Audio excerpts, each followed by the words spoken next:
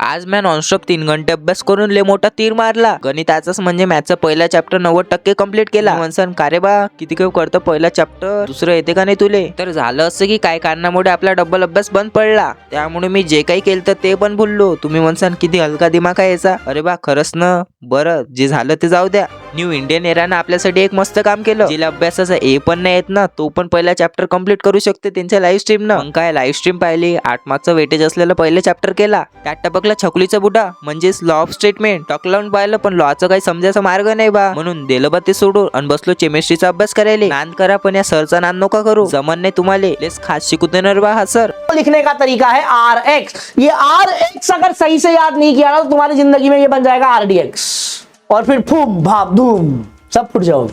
तो RX को याद करके ही रखने का. हाइड्रोजन का मिथाइल, C2H6 इथेन, हाइड्रोजन का मिथाइल. क्लियर, पक्का, श्योर. फटाफट लाइक बटन दबा दीजिए कमेंट सेक्शन में. 12 ते 3 पर्यंत अभ्यास केला. 3 तास अभ्यास करून मा काटा 10:30 उठला. त्यात सकाळी आलता समोसे कचोरीवाला. नशीब एवढं चांगलं होती की तिच्यावर मुंगोडाही होता, तर घेतला मग खैसून हाणला म्या. भेटतो मग न्यू ब्लॉग मध्ये. तोपर्यंत बोला गॉगल हे पाकुलेची मॉडेल #रितांश ब्लॉगर.